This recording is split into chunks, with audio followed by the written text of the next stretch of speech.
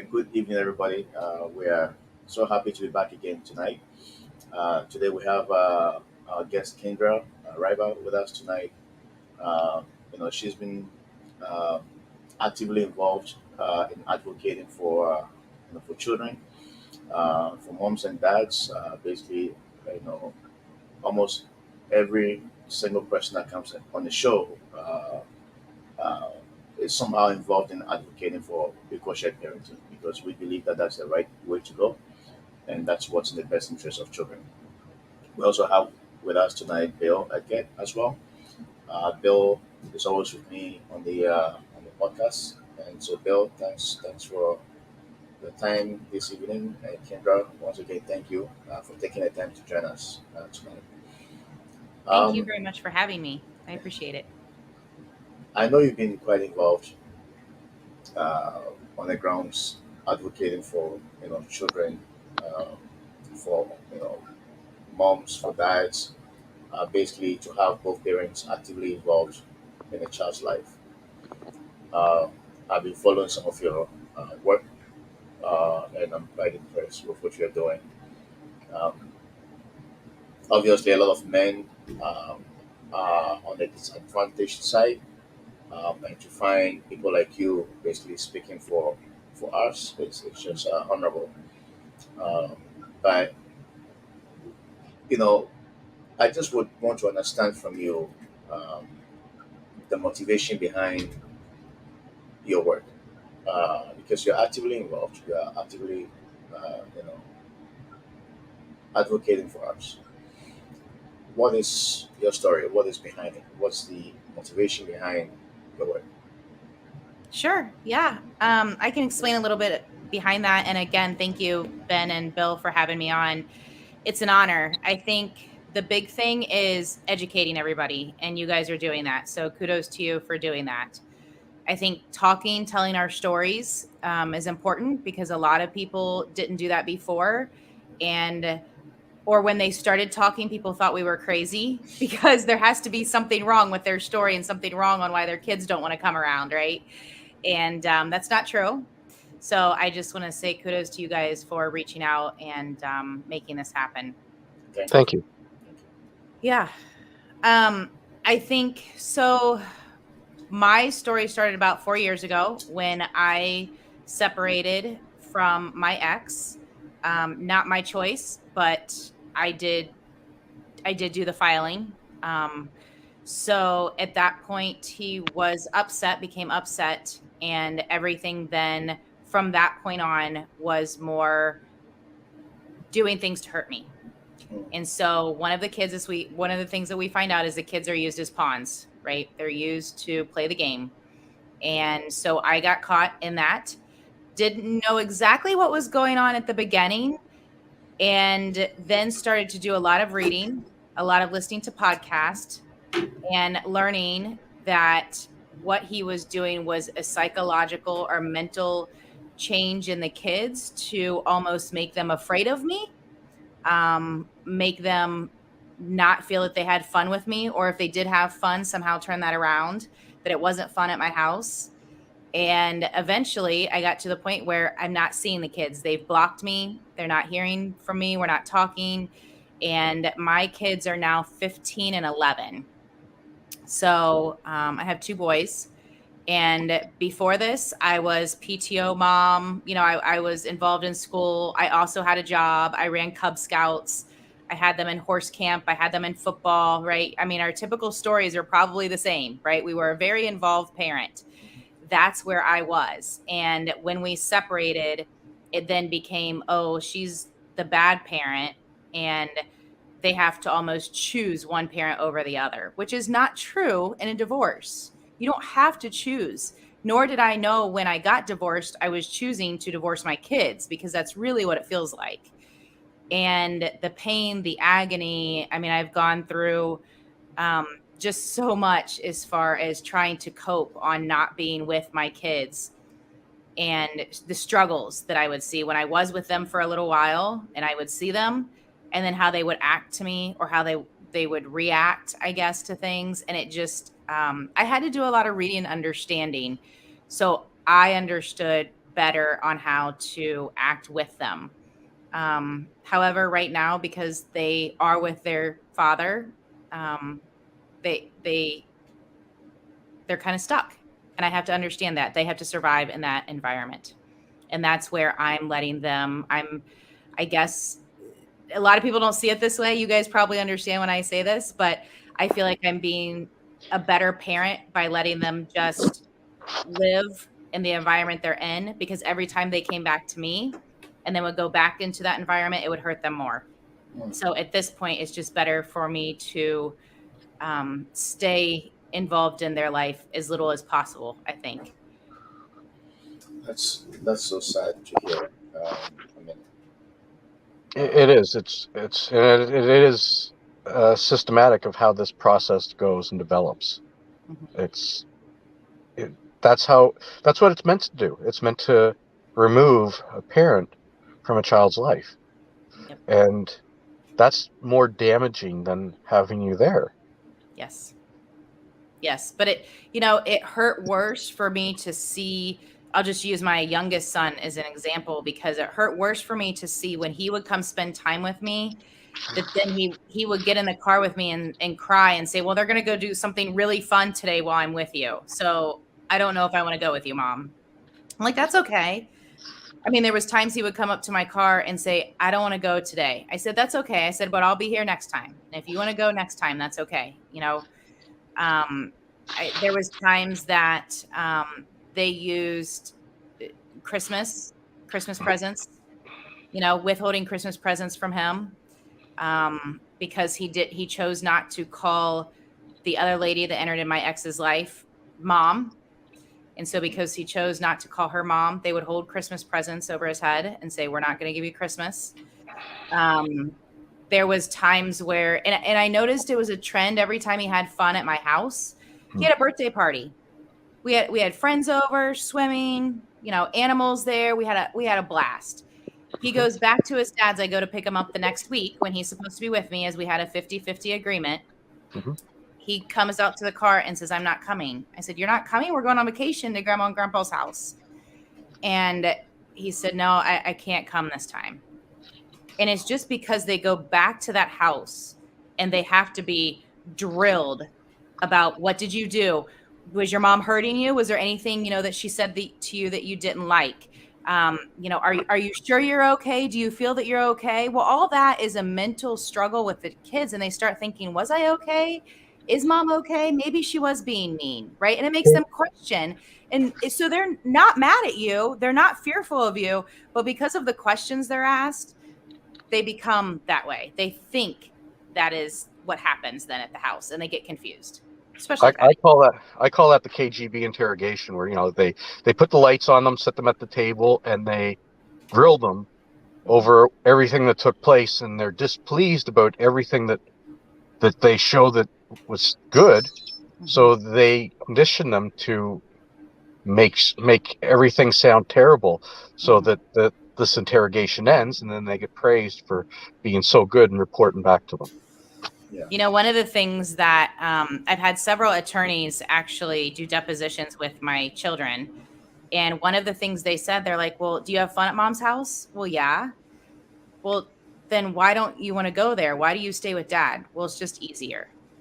And it is. It's just easier for them. And when I heard them say that, I had to be okay with letting it be easier for them, because I don't want to put them in that struggle. I don't want to make them choose.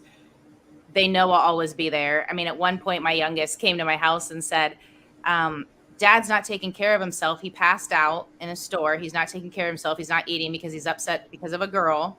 And so we're afraid to leave him." So now he puts this fear of, he's the victim, right? And so Mhm. now they're afraid to leave him because of what is going to happen to dad. And I said, and I kind of joked and I said, "Well, aren't you afraid of what'll happen to me? Like, do you ever worry about me?" And he goes, "No, mom, you have friends. You work out. You have a good job. You have it, mom. Like, you're okay." And I'm like, "Okay." And one of the books I read was Amy Baker, and I think it was in that book. Yeah. And she mentions that they will align with the weaker parent, and they know the strong parent is okay and will always love them and know they can come back to them. And honestly, it's not just me. It's a family divided. I mean, we've divided grandparents. The grandparents on one side is part of the process and the problem. The other grandparents, my parents, are now not in their lives. They've been told they don't love them, they don't see them. They've blocked them as well from all social media, text, everything. Same with my sisters. So their aunts and uncles are out of their lives. So it's just a family divided completely, where we used to do birthday parties all together, all of us together. So it's very sad for the children. So, anyways, that is what started the movement. That's where I started reading and researching. And honestly, if I didn't start earlier, understanding what was happening to me, I would be in a whole different place. But that is why I saw the movement and the importance. And I know it's happened to men a lot more than it's happened to women. But once you start speaking out, I started having women reaching out to me and saying, I just feel ashamed.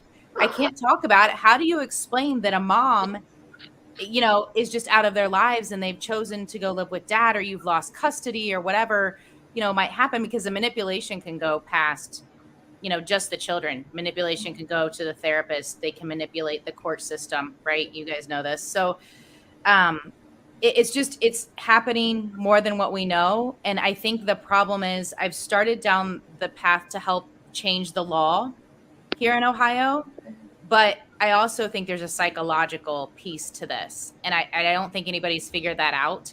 I think there's, Craig Childress speaks to it.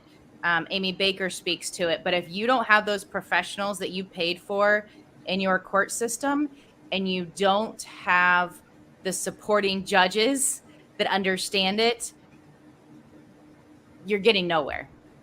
Yeah. You're getting nowhere. Yeah. You No. can prove physical abuse, you can't prove emotional abuse. And that's the problem right now. And that's why I'm so passionate about helping parents that aren't in their kids' lives.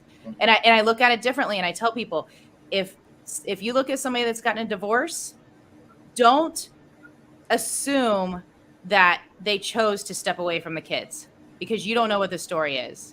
And I was one of those that was probably guilty, that probably assumed more than I should have on why people decided to step away from their kids. But in ultimate reality, I think it's because either they gave up because it's emotional, they don't know how to deal with it, and I get it, or financially. And it's hurtful and it's sad and it should not happen. You know, around 2 o'clock this morning, I think I posted something. Bill, you might probably have seen it. Um, for uh, Kindra coming on the show, and right after I posted it, I started pondering over, the parents that have been erased in the lives of children, moms, dads, and grandparents. And I had something very long, very lengthy that I was going to post, but I had to hold back. But I was just thinking about more about the children, the emotional impact that this is having on them. Mhm. You had mentioned that one of the things that cannot really be measured or determined is the emotional struggle that the children go through. But when they get to some age, an adult age, it begins to manifest. Like you begin to see through them, through their behaviors. I've come across kids that are so angry. There's so much anger built in them because they grew up being manipulated, right? They grew up being deceived, and now they've come to a point where they see the truth, and they are angry with themselves merely because they could not react at that point in time. Mhm. And I think about my own kids as well. Like every now and then I think about their emotional stability, what they are going through. And sometimes they tell me, sometimes we just cry because we want to be with you, and we know we can't, and so they'll cry it out. Sometimes they'll call me hiding just to talk to me, which I think is very unfortunate. I don't think that any child need to go through this kind of abuse. It's very unhealthy for them. I guess, Bill, you probably have the data that explains why we've seen a lot of kids on the street just with guns and just taking lives for no reason, because there's an anger that is built in them, and they are just trying to find a way to release that anger, and by so doing they take it on innocent people, which we can't blame them. I mean, those that cause that problem are the source. Those that choose to alienate them from the other side of the family, Mhm. right? Which is very unfortunate. It's just very unfortunate for children, and our society is so damaged that I was reading. I posted something a couple of days ago about the Canadian Bar Association, um, where they think that shared parenting is just not important enough, and they actually looked at best interest of children, not connected to shared parenting at all, which was quite sad. And I look at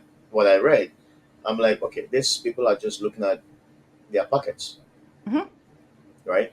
Um, if we have shared parenting, truly nobody will have to pay them to be Yep. in court, right? If it's a default, nobody will have to give them a dime. But Yep. they see a profit in it. I mean, for them, it's. I think the family, those family lawyers are probably one of the richest lawyers in the system because they make money. Yeah, I agree, Ben.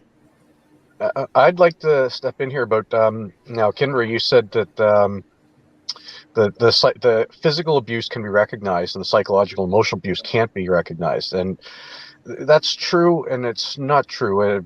It's you're right. The courts right now, lawyers and people that currently uh, do assessments of the children to determine whether or not they're suffering abuse aren't qualified to make a medical diagnosis to determine whether or not they suffer from psychological or emotional abuse. But the tests do exist. You got Dr. Craig Childress, who has uh, got the V995.51 confirmed case of child psychological abuse with two trauma indicators and one indicator from the other section. The two trauma indicators being rejection of a parent, uh, the five traits or signs that they are being manipulated or coerced, the the the re, the the signs, the behaviors they present because they are learning these behaviors. Yep. So these are the fingerprints left on the child of a manipulator or someone who's being coercive and controlling. And then the third is the shared persecutory delusion, where the child suffers in the delusion that a parent is all bad for them or can hurt them. Mhm. Currently, there's the five-factor model. It was first recognized by Richard Gardner, parental alienation syndrome, who had 8 behaviors associated with parental alienation. It has since been refined to a five-factor model by Dr. Stephen Miller, and since then it's been refined again to a four-factor model, with Amy Baker participating in the four-factor model identification. And then there's 3 different levels of alienation: mild, moderate, severe. Yep. So there are ways to determine whether or not psychological or emotional abuse is happening. It's just the courts believe that they can have these therapists uh, or social workers come in and do these assessments. It's like having a brain aneurysm and going to your family doctor Yep. to see if you ruptured a blood vessel in your brain. They're not going to be able to help you because they're not qualified in that area. Mhm. That's why you have to be referred to a specialist. So if you rely on a fa- family physician's diagnosis for a specific disorder that only specialized people can give, you're never going to get that diagnosis unless you get that person who has the qualifications. And that's where we are currently with the system. The people that are performing these tests and making these diagnoses aren't qualified to recognize what they're dealing with, and they make false conclusions. And according to Dr. Stephen Miller, for the study he conducted for the state of Massachusetts, they make wrong decisions 95% of the time because of how the abused people present. Yep. When these abused people come to court, they don't present normal range behavior. They present and display traumatized behavior, which is consistent with a person who is being abused and suffering from trauma. But because of how they act and they are erratic and emotional, the judges look at this and counterintuitively believe that they are the cause of all the problems in the situation, and instead of recognizing that they are the victim of abuse. Yep. And instead of helping them, they usually further abuse these people 95% of the time, according to Dr. Stephen Miller. Yeah. So this is the real failure of the system. And It's an adversarial system. They're not looking to do things in the best interest of the child. They're looking to pick a side, stick with it no matter what, and maintain the status quo. And Correct. once that status quo is established, it's basically allowing one party to abuse the children for the rest of their life. Correct. Yeah, I can speak to that directly because I've been in the court system for 4 years. I spent over almost $200,000 Yeah. and had a reunification counselor, individual counselors for the kids, and a psychological evaluation, all of which was not able to be completed because the court case timed out with the Supreme Court. And because it timed out with the Supreme Court, we had to either come to an agreement or it has to be dismissed and the case reopened. So at that point, everything that had been done to date had to be released. So that was a waste of money. Yeah, a The waste of money, waste of time, and again, does nothing to support anybody in this situation. correct, It destroys everyone right. involved. Individual counselors were chosen by the parent who had custody, in my case, the ex, and that was ordered by the judge because they got to do that, right? And the guardian ad litem that was assigned to our case. So the individual counselors were chosen and manipulated. I was never called to, talk to them about how the children are doing or my side of the story or what was going on. And the guardian ad litem stepped in at one point because I told him, I said, I think these counselors are doing more harm than good. He finally did recognize that, and he made my ex stop taking them to those counselors. However, then the court reassigned a reunification counselor for myself and them because it had been a couple months since we had talked. I think it was 8 months or so since we'd met a couple times. So the reunification counselor was assigned because the custody evaluator was brought in. The custody evaluator could not assess me and the kids because we haven't been together. So he said, you need to reunify first under somebody else, work through some of the issues, and then come back. The reunification counselor said, well, it could take up to 2 years for me to reunite you with your kids. They all have to be they have to be ready for it. And I thought, 2 years? You've got to be kidding me. So we went back to the custody evaluator. He couldn't complete his assessment. The reunification counselor said it was going to take 2 years.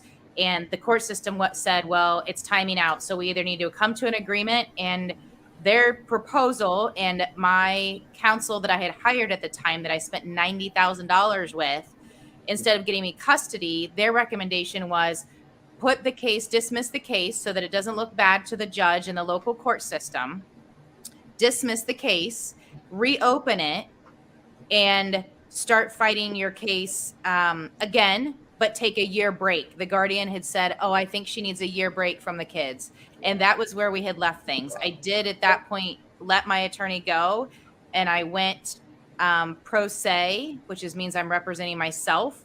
Yes. However, once I did that, I only was able to file one motion before the court system had to dismiss the case. So hold on, they kept your children away from you for a year. That is what the guardian ad litem wanted to recommend. Yes. Wow. That there was no communication. I was allowed to go to their events, but I was not allowed to initiate communication. If they reached out to me, that was fine. The same with the grandparents and the rest of the extended family. They just needed a break. They needed to not have the drama, so they needed a break.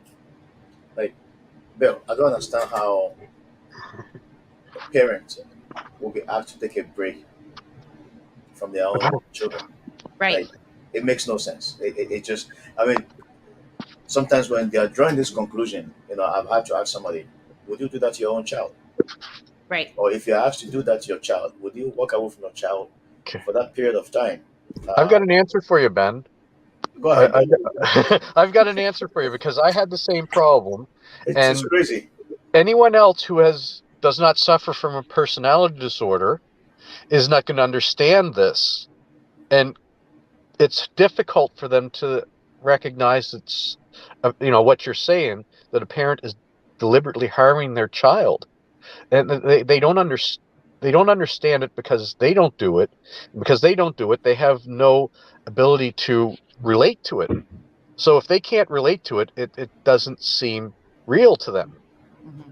And that's why it's so hard for people to recognize these situations. Now, one of the examples I like to use is, have you seen the new, you must know the name Jeffrey Dahmer. Yes. Monster. They did a TV Yes. series about him where most people believe he was a psychopath. He wasn't. Do you know what his major diagnosis was? He suffered from borderline personality disorder. Oh, yes. So he wasn't a psychopath. He suffered from borderline personality disorder. Now, for cases of high conflict divorce, they're driven by two different personality disorders, either people with narcissistic personality disorder or borderline personality disorder. And just so people can get an understanding of what you're trying to deal with in these situations, I say you're sitting there in the court and the judge is telling you and Jeffrey Dahmer to come to a resolution to this problem. You guys sit down and have a cup of coffee and come to a resolution for this. The resolution is the problem that is here before the two of you that you guys cannot come to an agreement on is Jeffrey Dahmer wants to cut your ear off for a midnight snack in case he gets hungry. And you don't want to give it to him. So now you're there in front of the court to help them, decide, well, does he get to cut it off or do I get to keep my ear? Mhm. You guys go and work it out over some coffee. Now, if you've ever dealt with a person with a personality disorder like that, you know there is never going to be any compromise with them. They're never going to be satisfied until they get to cut your ear off for a midnight snack. Then once they got the first ear, well, it's no good without having the second, so they want that one too. Yep. And that's what the judges put in for orders and delay cases instead of making decisions on the evidence that is presented in front of them that they don't understand. They say, you guys go work it out. And if you guys can't come to a decision and work this out like two adults, then I'll make the decision for you. And they're very condescending because it's not the two of yous. Again, if you're sitting there with Jeffrey Dahmer, he suffers from a disorder and there's never going to be any compromise with him. Everything's going to have to be his way. And that's it. Mhm. And that's why you're there in front of the judge. You need help. Mhm. And So it's usually, very interesting. I couldn't get in front of any of the judges. It was a lot of behind the scenes, we'll call it, phone calls between attorneys yep, and the judge and the guardian ad litem. And so they would come to an agreement. And my attorney would call me and I'd be like, that's not what I want. This is not going any. I want to go to court. I want to go to court. And at that point, they were recommending that I would lose because yeah, my ex had accused me of abusing the children. yeah, And so, and this is typical in these situations, right? yeah. Is what I've come to learn. So my heart goes out to anybody that's been accused of this, but I understand where the men are coming from because it's usually how it starts, right? I Is, was oh, they accused of abused choking my son. me. Yeah, they abused me or they abused our children. And so that's how it started. I actually spoke to a lawyer. He actually runs, I think that in 40 different states in the United States, they have attorneys and they speak for the rights of men. And he said protection orders are used as weapons. Yes. That is what happened to me. A protection order was filed. It drug on for 8 months in which I wasn't able to see the kids. It was drugged through the court system. Even though, children's services investigated, dismissed it. And then we get to court that day. And I said, I want to tell my story. I was not allowed because my ex decided to drop it. We're 8 months in. He decided to drop it. But at this point, I have no relationship with my kids. I haven't talked to them. They've Yeah. been told other stories that I don't love them. I didn't reach out to them. I didn't want to be a part of their lives. I just fell off. So they're being told something else. Mhm.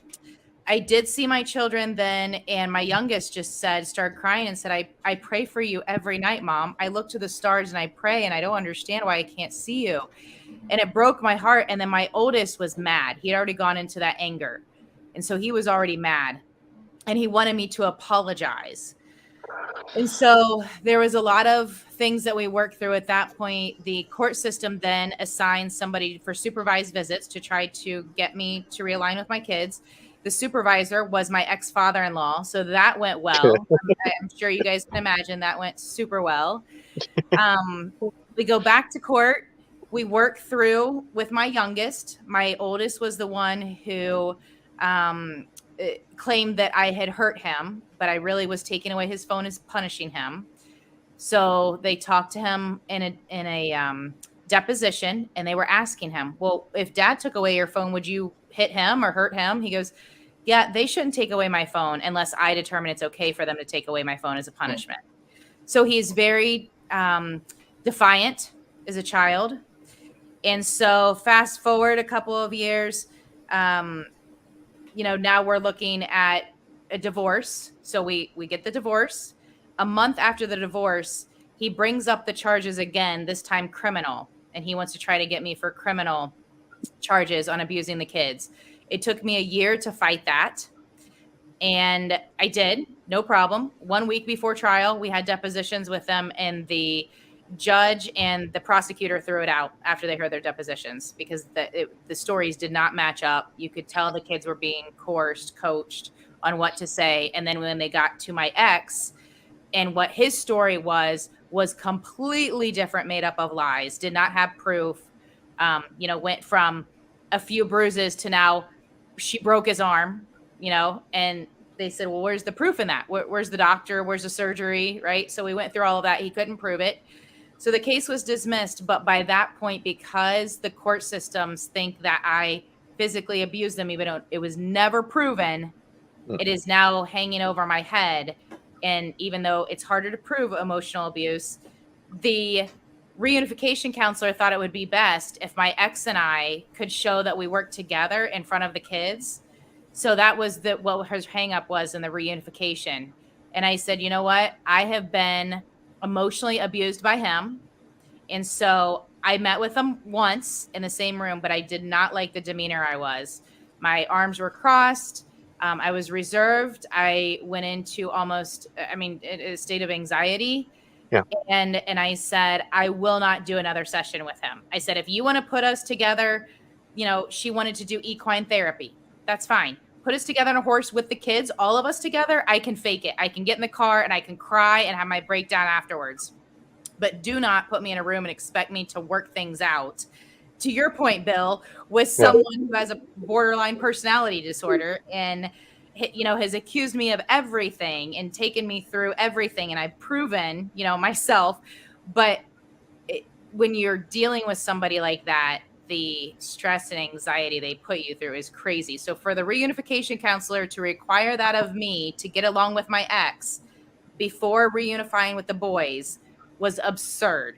So going back to your point, Ben, it's putting all they want is money in their pockets, right? I mean, attorneys, counselors want to drag it out 2 years. We paid the custody evaluator $3,600.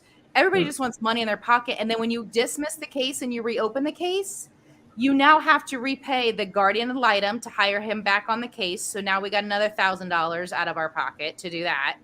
And then you would have to, reestablish everybody else, what more money they needed for another year or so to keep this going. And just to my point, one more point, Ben, is I have gotten involved in the legislative part of this. And so we've been trying to pass a law for shared parenting, because even though I might have reservations on my ex, it's not fair to my kids. They need both parents 50-50. And if we would have started off 50-50 versus giving one person custody and one person visitation time, which is absolutely absurd, because you were both parents together with the kids before you divorced. Nobody deserves just a visitation, right? I mean, you were both parents together. So 50-50, if it started off 50-50, we never would have been to this point, because he would have had to prove that the claims of allegations of abuse were true, and he couldn't, and it would have ended right there, and we would have stayed 50-50, no problem. That's why I'm a component of it, because in front of the law, we're taking it in front of the state house, and I spoke.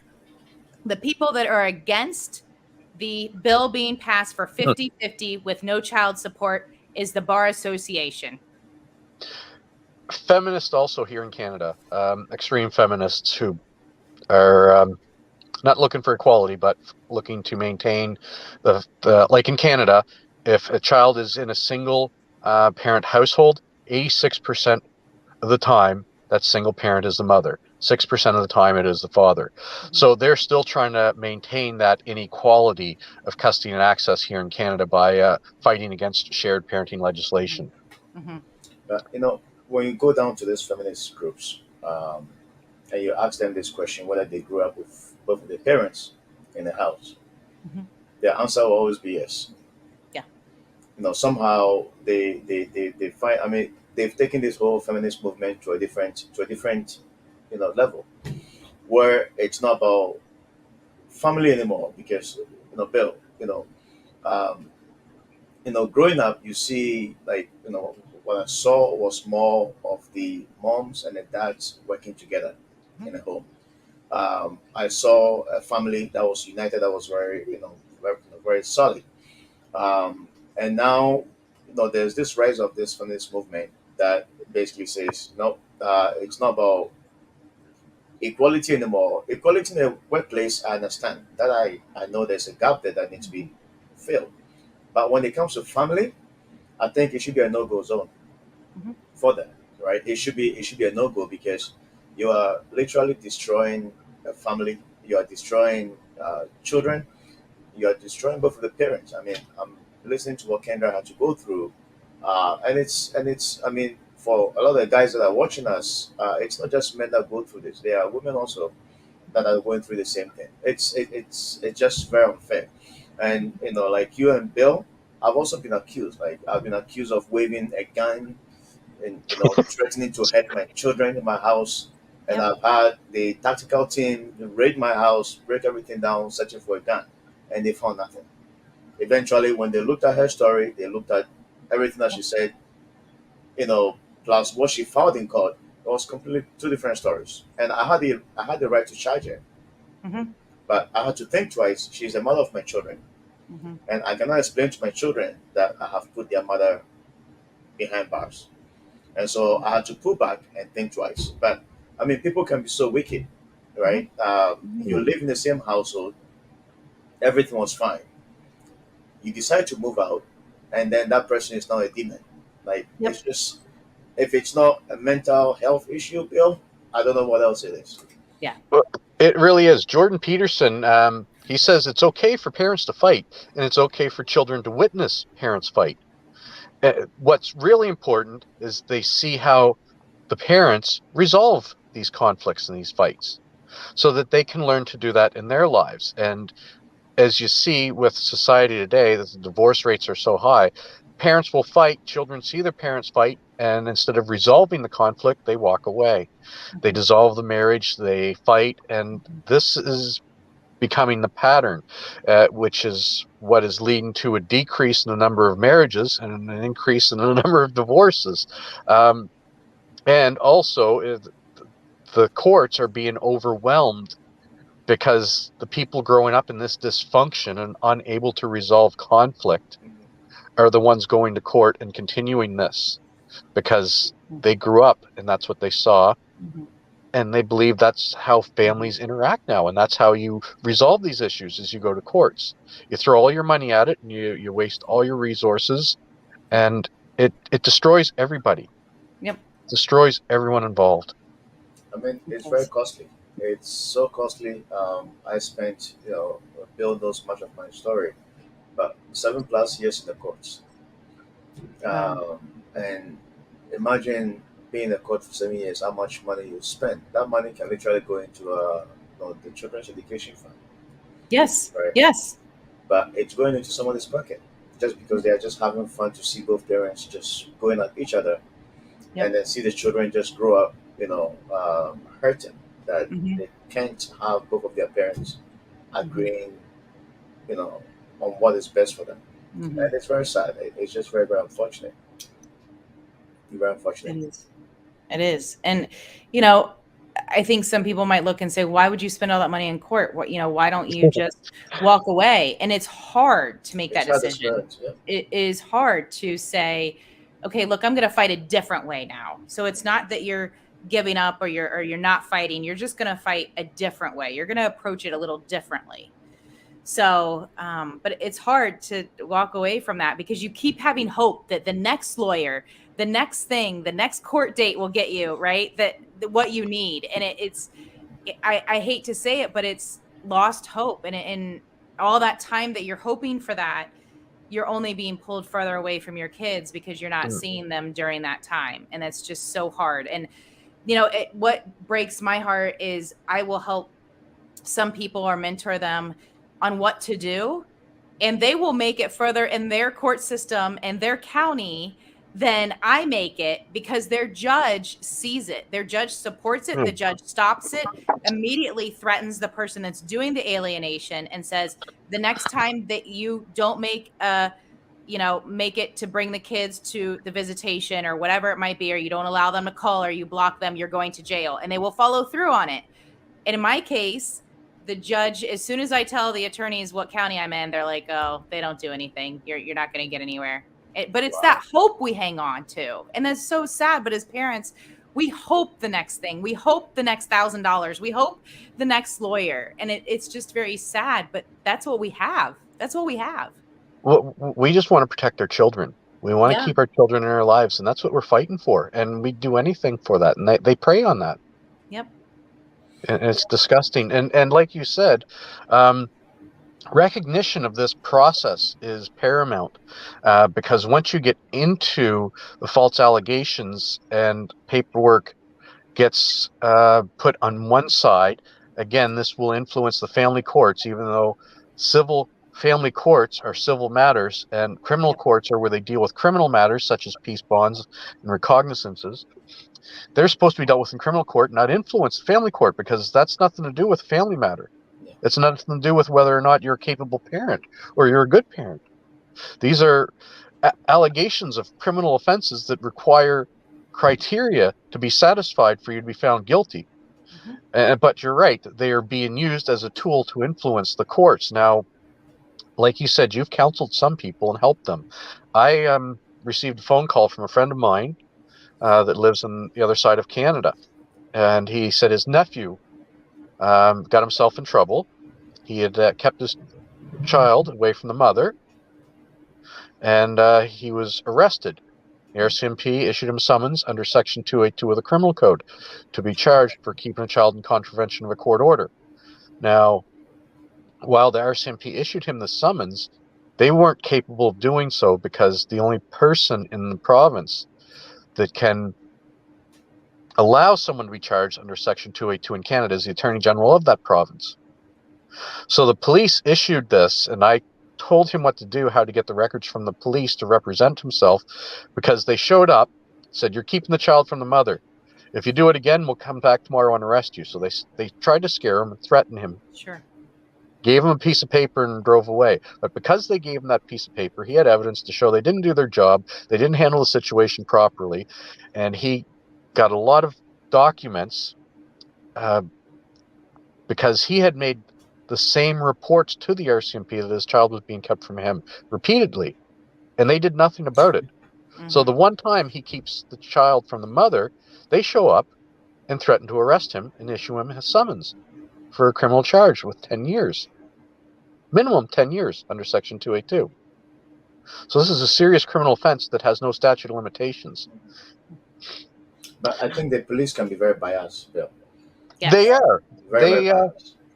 they don't know how to deal with these situations, and they come in and make things worse. And I helped him nullify the fact that the RCMP had taken sides in this matter against him because they failed to take any police reports. And he had it all documented, all the calls he made, all the reports he made, and all the times his child was kept from them, and they did nothing.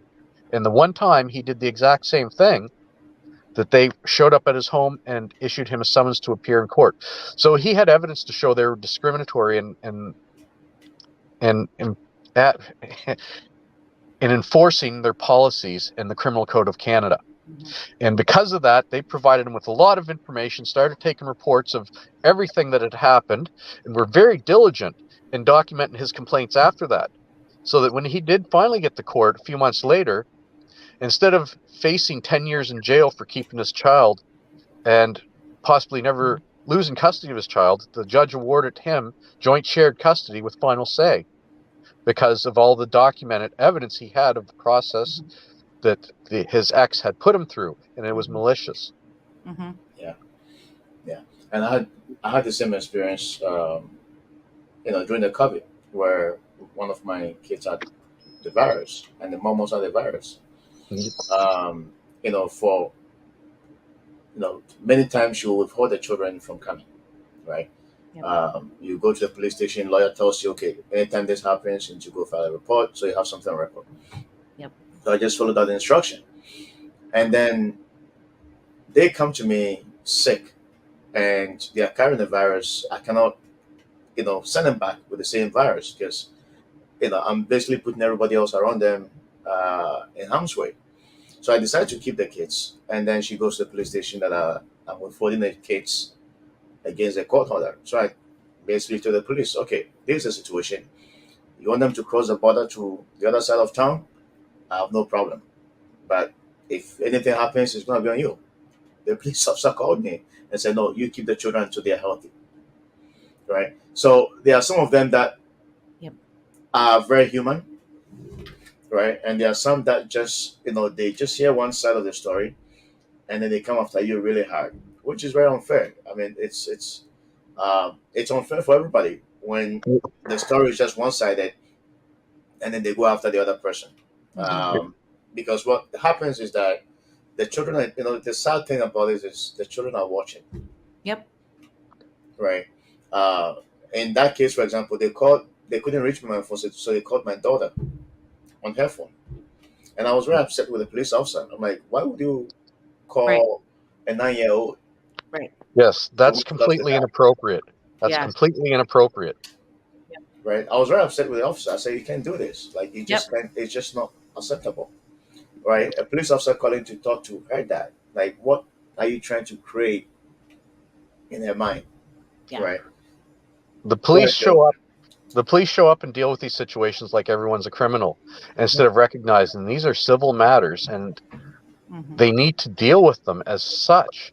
You're dealing with people that are traumatized, and instead of being aware of that fact and trying to be understanding and reasonable with them, you go in there and bark orders at them and threaten to shoot them or arrest them if they don't comply with what they're saying. Yep. And that's how they treat you. And Yeah. you're already traumatized and been traumatized, and your child is being kept from you, and you're desperate to see your child, and you're calling them for help, and they're further abusing you. Yeah, Yep. It's disgusting. yeah. It's it's systematic, and not only that, I had the opportunity to interview Dr. Donald Dutton, who recognized this back in the 70s. He's a Canadian doctor, and he he he recognized that the police were having difficulties. One of the consistently year after year, the biggest problem they had was dealing with domestic situations. So they developed a program, and he was going around training police officers how to deal with domestic situations. Um, that program has since gone away, and I got to interview him just last year, and it's like I said, he's been doing this since the 70s, recognized Mm-hmm. this problem and tried to help and create uh, programs to train people and police on how to better handle these situations and deal with them better. And right now, no one's doing it anymore, and he's quite frustrated. And one of the people that was taking part in the interview asked specifically, what can be done to help this? And no one spoke up. No one had an answer for what can be done to make sure these situations of parental alienation, false reports, and police interaction are handled properly. And no one had a solution. Yep. So, Kindra, with your efforts to, introduce shared parenting in Ohio, like, Mm-hmm. how far have you come? What's the progress? Are more, people getting involved, jumping on board to basically support your efforts there? Oh, well, thank you. Yeah. You know, Kentucky and Arkansas have already passed laws Yep. that are equal shared parenting. They have all already seen a decrease in the false allegations abuse, or the false allegations, I guess I should say. They've seen a decrease in parents going to the court system to fight things out. And so we have almost copied that bill with some improvements to it and changes and suggestions from them. And so we ran it through committee last year. However, we had an election this year. So new people have come in just in January. So we are now getting the bill reintroduced. It has to have a new number to go through legislation. So it has to have a new number. And then we will start talking again to all of the newly elected, plus the past committee chairs, and start taking it to them and explaining where we're coming from. But we unfortunately have to kind of start all over just because of the election year, and so it didn't get passed through. So that's why. The big hangup was the bar association stood in, and they said we don't want children that are, really abused by parents to, be affected by this. No kidding, we don't either, right? If kids are getting abused by parents before the divorce, that's a completely different story than if they get divorced and then now all of a sudden the parents are abusive, but they got along before and they were a fine parent. That's a completely different story. So we have it built into the law, the way that we're writing it, is you have to have clear and concise evidence of abuse. You cannot go on presumptions. So that is one thing that we are changing in the bill. And there's a few other small things, but that is the big thing. So, but it's very interesting. It'll be very interesting because we know we're going to have to fight the bar association again. And that's going to be our big pushback. So statewide, is it like in terms of uh, the popularity of the bill? You guys did it the first time. Is it something that it's been accepted across the board? So it has been accepted. When we started this process last time, I forget how many different counties that we have, but we had over 60 or 70% of the chairs from each of the counties of the legislative representatives that supported the bill. So the big thing was trying to get the last few that supported it across the board to get it to the Senate to approve it in Ohio. So first we had to get the House of Representatives, then it goes to the Senate. So we had 50+% participation and support from our legislators. So unfortunately, you have to be able to take it to them and present, and they have to allow everybody to speak their mind on the case. When I went to the House, our state House, to speak, I think we were slotted to go in at 2 in the afternoon, I think. We did not leave until 9 o'clock at night because there were so many different people speaking, telling their stories, why they supported the bill. Then they had to allow people to come in and talk about why they opposed the bill. And so that was another several hours in another meeting. So it's nothing that's going to get done fast. And I know that it's not a short-term fix. It's a long-term goal for all of these other families that we're trying to help in the future prevent this from happening. Bill, you were going to add something, and I think I jumped in. Well, yeah, I was aware Kentucky had adopted the 50-50 shared parenting legislation. I wasn't aware that Arkansas had. I knew 18 other states were looking at adopting the shared parenting legislation because it was so successful in Kentucky. And I do hope you are successful in getting the shared parenting legislation there in Ohio. So good luck to you on that. Thank you. Yes, I think that'll make a big difference. You know what? It's not going to be perfect. I get lots of emails and messages from people saying, we need to change this part on the bill and this part on the bill. You have to start somewhere. Simon Sinek wrote a book. Start somewhere, right? Start with something, and then we can always improve it, right? We can always go back and make provisions to the bill, but we've got to get most of it changed right now because it's just old and it's old fashioned and it's written in favor of the mom getting custody where they typically stayed at home a lot of the time and the men went to work. Well, that has changed over the past 20, 30 years where a lot of the women are working now. So if you have equal partnership in the marriage and then after divorce and they each have a job, then there's no reason that one person should get custody over another. And that's really what we're enforcing. Yeah. I think from what I've been reading so far, sorry, to your point too, it's a family decision. It should be the family deciding what it looks like on the shared parenting, right? I might hate my ex, but there's no reason that we can't figure out a calendar that works well for us and that works well for our kids on what time they see me and what time they see him and who they spend at, what house or whatever, but it should not be decided by a court. And Two that's what reasonable, we're trying to yeah, two reasonable people can come to uh, compromises on these matters, and that's the whole point, and that's why people are there in front of the courts, and then the courts, instead of recognizing the fact that one of these parties is not willing to negotiate and they're probably have some mental health issues, instead of recognizing that fact and taking a stand on the evidence and trying to make a decision, that they try to force you back to go and try to go sit and have a coffee and try to Yeah. compromise with these matters. It's Yes. that process has already failed, and that's why you're there in the court. So Yeah, Right. yeah. But just going back to the Arkansas uh, bill on shared parenting. I mean, mhm. I've been researching a lot into the Arkansas bill, and I mean, from what I've been reading so far, they seem to have the best model Really, that's good. so far, and they actually make it more difficult. They've actually taken some privileges away from the judges in making some decisions that are not in the interest of the child. But they also make it more difficult for for a lot of these cases to make it up to the court, uh, Yes. which should be what every every court should be doing, because everybody gets up. I mean, somebody can just.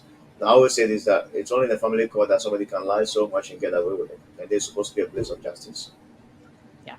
right? Yeah. Somebody can go and lie. I mean, their whole appearance there is just going to be full of lies, but they get away with it because they know that nothing can be done to them. So it becomes a norm. Everybody goes to court.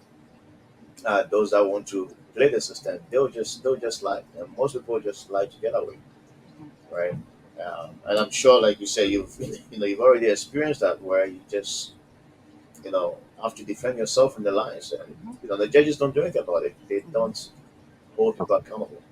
Well, now false allegations will be a punishable crime, is how we're writing it into the law. So, and to your point, Bill, there has to be two reasonable people to figure out a solution, right? For that's best Yeah, for the kids.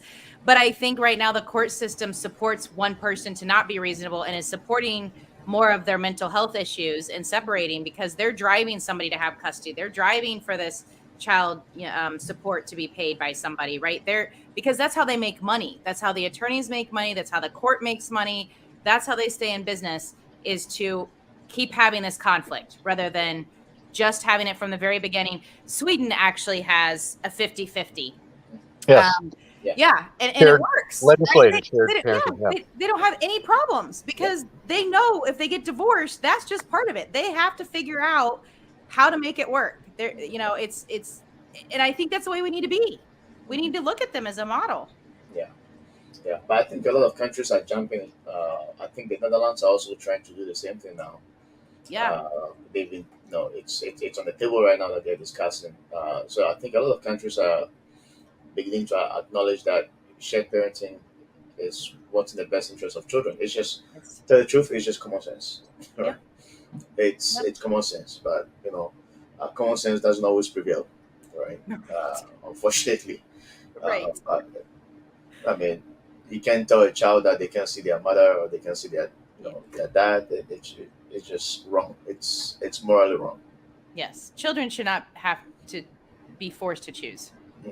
It's sad. They're 50-50. DNA is made up of half of each of the parents, right? So there's no reason they need to choose. They love both of them.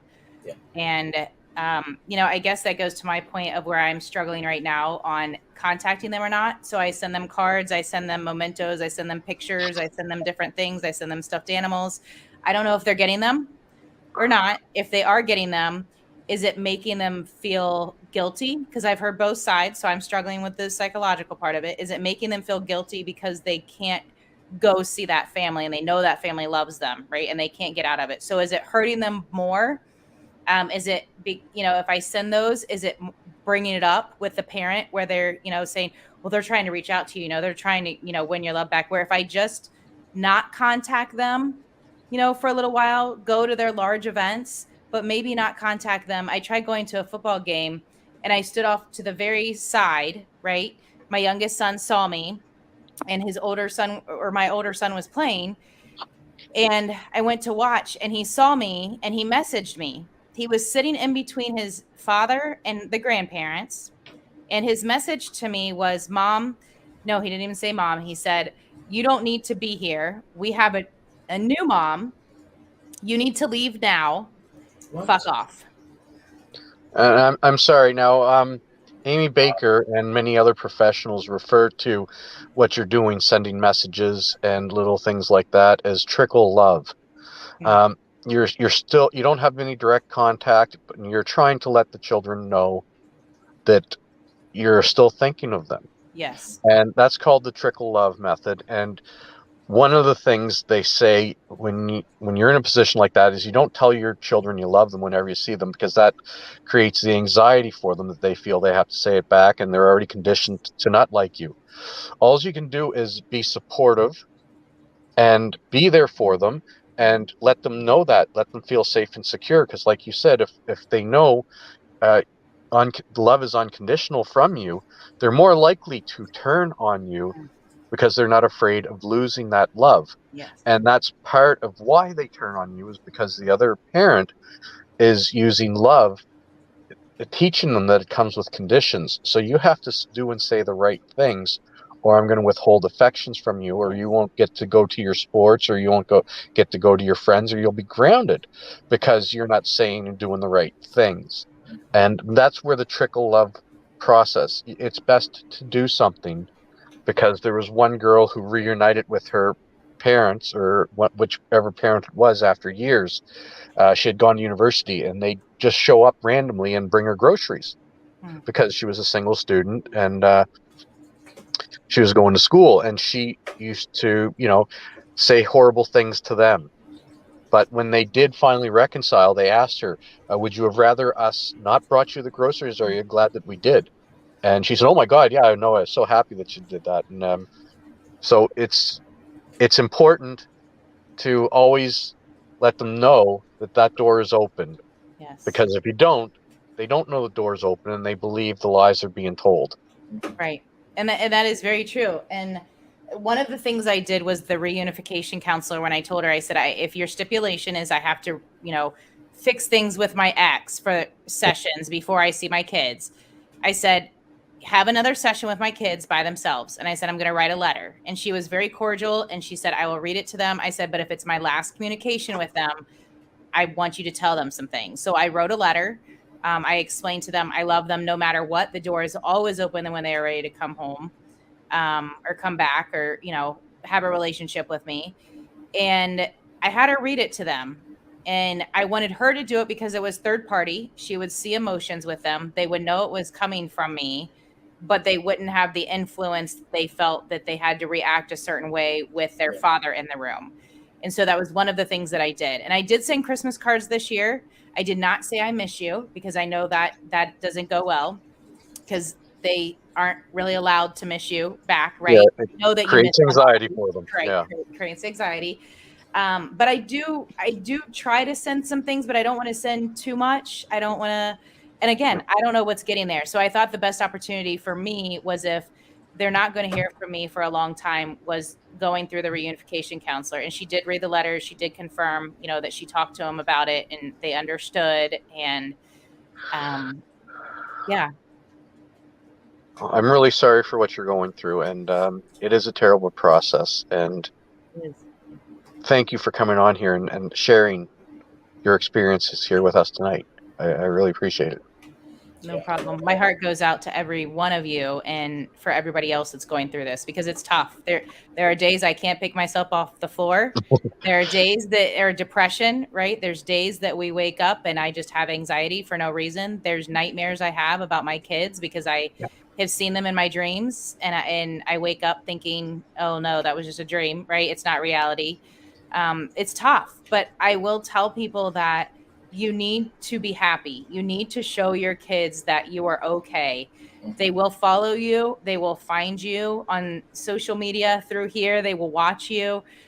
let them know you're okay. You're moving on, you're okay. You're not moving on without them. You'll welcome them in their life in your life no matter what at what point, but you have to be okay and you're allowed to be happy. Mhm. No, I truly appreciate you and your time. Um, and I'm so sorry for all that you're going through. Many people will always think that men are the ones that goes through this crisis. But I mean, I would say that there are women also who go through the same thing. And is it right? No, it's absolutely not right. It's wrong for any parent to have to go through this emotional crisis just for the sake of being able to be there for their children. Mhm. Um, I mean, it is very unfair. I don't wish I don't wish this on my enemies. Yeah, no, It's the worst thing that you can ever put somebody through. it Um, is. I mean, you are literally, you know, um, looking at somebody in the face and killing them slowly. Hmm. And that is where a lot of this alienated parents do to, you know, due to children. It's not just children that are suffering, but the parents on the other side are also going through the same thing. It is painful, and sometimes uh, I talk to people and I just ask how we manage to push through this crisis. Or sometimes you are just so weighed down to a point where you just don't want to talk to anybody. But Hmm. I mean, the talking what we are doing right now is also a form of therapy because you're just Yes. talking it out with people that are going through the same thing. I truly admire you and all your efforts to bring shared parents into Ohio. We are also doing the same thing here. I think we have a much stronger battle to fight here in Canada. Yes. In the US, I'm really happy with what I'm seeing there with different states just jumping on board. Yep. But you're doing a very good job. Thank you so much. Do you have any final words for our viewers tonight, Kendra? Yeah, let yourself grieve. It's a grieving process. Let yourself grieve, go through it. Be, embrace the depression part of it and embrace the anger that you feel. Embrace those things. And then in the end, just accept it. Accept where you're at. It might not be where you want to be, but you don't know what's coming several years down the road. So accept where you're at, be happy where you're at, and know that you are always, no matter what, influencing your kids. So be proud of who you are. Get up every morning, make your bed, go to work, do the hard work, put it in, and be proud of yourself because your kids are going to be proud of you. Oh, thank you. Great message. Thank Yeah, you very much. thank you. Yeah. Bill, any final words? No, that's great. Yeah, we all need to practice self-care. Like I said, the only way to recover from the trauma that we've all been through is to go through the emotions. And if you don't, they just become repressed emotions, which lead to more trauma. And that's the development of personality disorders. So we have to grieve. That's part of the process of recovery. So thank you for highlighting that and pointing that out. It is very important to go through that process, and it's it's it's so important for us to try and be healthy for our children so that they don't see us and how the damage has impacted us. Yes. But I think the process also, brings us to a better place. Hmm. I mean, look at the wonderful work you're doing, Kindra, in Ohio. If I mean, this had not come your way, you wouldn't be a voice to many people, and a lot of people will not be connecting to learn from you. Same to you, Bill. I know you are coaching a lot of people, self-representing, giving them tools, to be able to, to survive through the process. And we all gain a level of knowledge with what we've been through, and I Hmm. think by that we're able to help other people. Right, we're able to be a voice, and I'm just hopeful that you know what we are doing will bring about the kind of change that will benefit our children in the long run. It's all about the kids It is. and their future. If we don't stop this now, it will become a vicious cycle. They will grow up, They'll marry. They'll not see any value in marriage. They'll not see any value in the institution of family. And so they'll go into marriages, and then after a year or two or 10 years, they'll walk away, thinking that there's no value in marriage. And so they are watching. But if we can, you know, communicate to them that no, there's more to marriage, there's more to family than what you are saying now, I think it will go a long way to save future generations to know that.